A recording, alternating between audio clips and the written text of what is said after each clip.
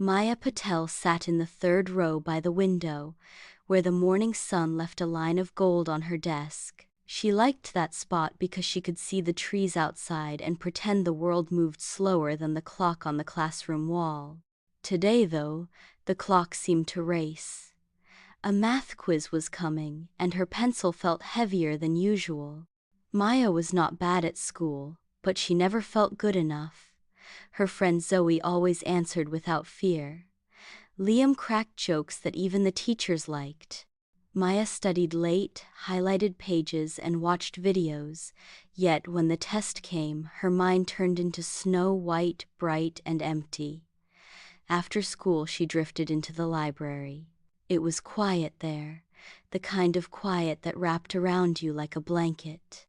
Mrs. Doob, the librarian, nodded from behind the desk and returned to her stack of returns. Maya moved between the shelves, running her fingers along book spines. She reached the back corner, where a small wooden table stood under a dusty window. A drawer stuck out crooked. She pulled it gently. It wouldn't budge. She tried again, a little harder, and it slid open with a soft gasp of wood on wood. Inside lay a notebook the color of old tea, its cover cracked, its corners bent. A thin ribbon clung to the spine. There was no title. Maya looked around, then lifted it out. The cover was warm, like it had been left in the sun. Her name wasn't on it, but somehow it felt like it belonged to her. She sat down and opened to the first page. Blank. Every page she flipped was blank. She took out her pen and, half laughing at herself, wrote, "What is the area of a circle?" The ink seeped a little. For a second, nothing happened. Then letters rose up from the page as if from underwater. Area, Pafur, Quaid. The handwriting was not hers, yet it was neat and careful, like a teacher's board work. Maya stared. "No way," she whispered. She turned the page. "Who wrote the Odyssey?" The notebook answered, "Homer." She leaned back, heart hammering, eyes wide. The library was still quiet. Dust hung in the sunbeam like glitter. She felt a weird thrill, a pull toward something dangerous and wonderful at once. She closed the notebook and slid it into her backpack. The wooden drawer creaked shut. That night, homework took half the time. She didn't copy whole paragraphs. She only asked the notebook to explain the parts she didn't understand. It explained them better than any video. What's the theme of this poem? How do I solve this equation? Every time the answers appeared, calm and complete. At school the next day, she raised her hand in math for the first time in weeks and said the right thing. Mr. Humalo smiled. "Well done, Maya." In English, she shared a thought about a character's choice. Zoe whispered, "Whoa, that was sharp." The praise warmed Maya from the inside. She ate lunch with a lighter heart. The quizzes kept coming, so did the answers. When Maya studied now, the notebook sat open by her side, like a quiet friend who knew everything. She told herself she was only checking her work, but sometimes she let it lead and didn't check at all. Little changes began. The first time she noticed, she was writing a history sentence in her usual neat print, and the last word came out shaky, like a leaf trembling in wind. She flexed her fingers. Maybe she was tired. Another day, her voice cracked when she answered a question in class, even though she wasn't nervous. She drank water and kept going. It was nothing, she told herself. Her grades rose, teachers praised her. Liam said, "Maya's on fire." Zoe bumped her shoulder in the hallway and said, "Top of the class, girl." Maya laughed, trying to keep it cool, but her chest swelled with a pride that scared her a little. She walked taller. The mornings felt brighter. At home, her parents noticed too. "We're proud of you," her mother said, kissing her hair. Her father made a special dinner on Friday. the table filled with spicy rice, roasted chicken, and laughter.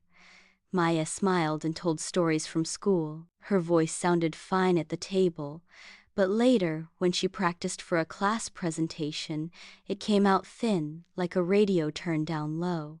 She cleared her throat and tried again. Better.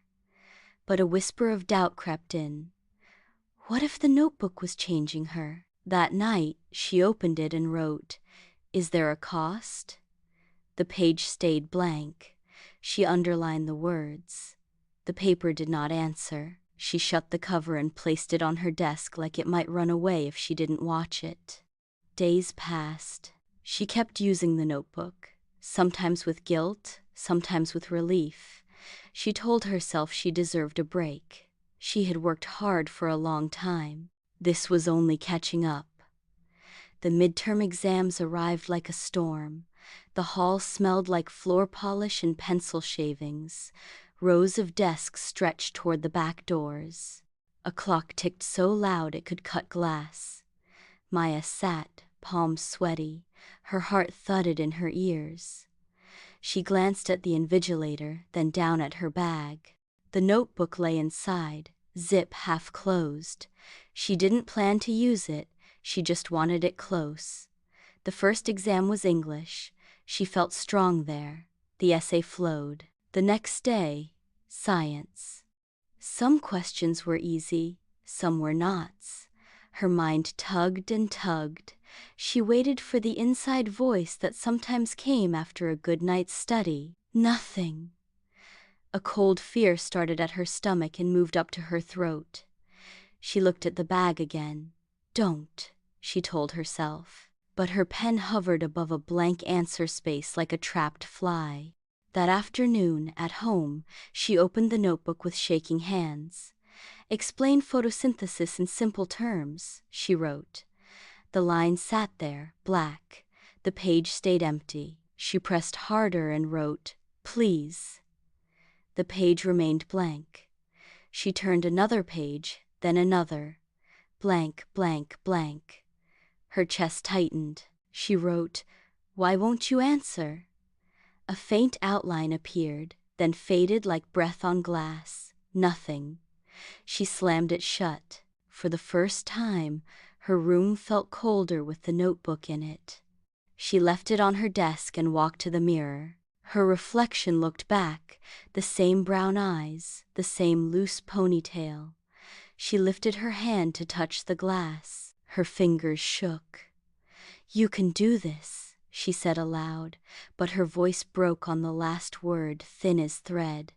The final exam was math. The gym echoed with footsteps and chair legs scraping. Maya sat, folded her hands, and breathed.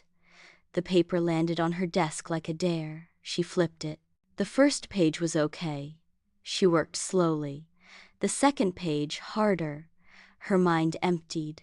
Somewhere to her left, someone coughed. The clock ticked steady, cruel. Her hand drifted to her bag, then stopped. She remembered the blank page. She remembered the pride on her parents' faces and the way Zoe always believed in her. She pushed the bag under her chair with her foot, like pushing away a plate of candy she knew would make her sick. She tried one question, got stuck, and moved on. She looked for patterns. She drew small diagrams. She wrote, "Come back," next to the ones that scared her. A calm grew inside the chaos, a small island where she could stand. She answered what she could, guessed when she had to, and kept breathing. When time was called, her legs felt like water. On the way out, Zoe caught up with her. "How was it?" "Hard," Maya said, honest and flat. "Same," Zoe sighed. "Hey, movie this weekend? Brain break?" Maya smiled. "Please." At home, she went straight to her room and stared at the notebook. Part of her wanted to throw it in the bin. Part of her wanted to hide it like treasure. She opened it to the middle and wrote, "I'm done." For a moment the ink wavered. Then, like ash caught in a tiny wind, the letters crumbled and blew across the page. Thin cracks spread through the paper, the cover peeled at the edges. The notebook sagged, then fell apart into soft, gray dust that smelled faintly of old rain. Maya stepped back. She felt light and sad at once, like after a long cry.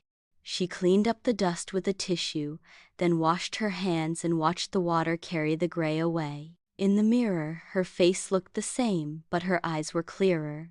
The results came a week later. Her grades were good in English and history, decent in science, and okay in math. Not perfect, not top, but hers.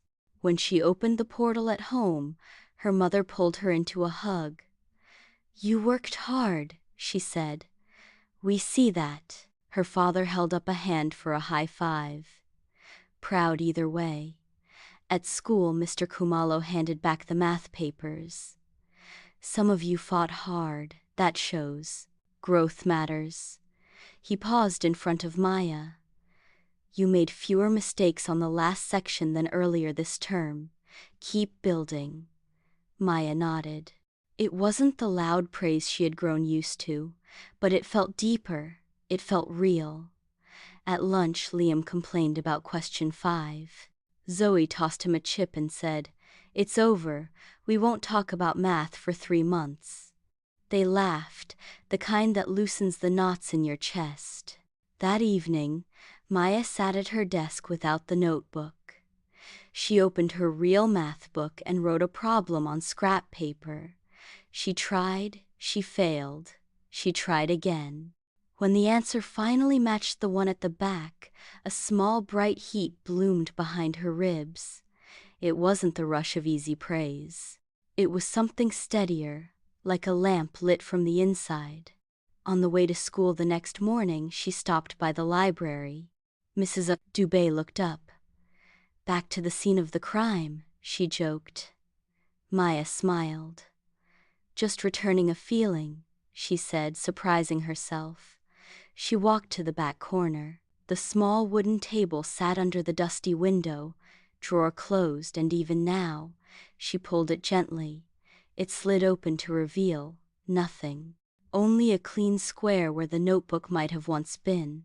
She left the drawer open as if to let new air in. As she turned to go, she saw her reflection in the window, a girl with a backpack, a steady step, and ink on her fingers. She raised a hand to wave at herself and laughed. No magic shimmered, no whispers rose. The only sound was the soft thud of her shoes and the far-off murmur of students who were late. Outside, the trees were brighter than the clock had ever been. The day would still move fast. Tests and worries would come again. But now Maya knew something she could not unknow. A shortcut can bring you to the finish line, but it cannot carry your heart across. Only walking can do that. In English that day, they discussed a poem about truth. Maya lifted her hand. When the teacher called on her, she spoke clearly. Her voice did not crack. It didn't need to be loud to be strong. After class, Zoe looped her arm through Maya's. "So, movie?" "Movie," Maya said. "And popcorn." They walked down the hall, past a window where dust spun in sunlight. For a heartbeat, the swirling looked like the crumbling of gray paper. Maya didn't look away. She just smiled, breathed in, and kept moving. That night, when she sat down to study, she wrote a single line at the top of her notebook, not the old one, but hers. "Earn it." Then she turned the page and began.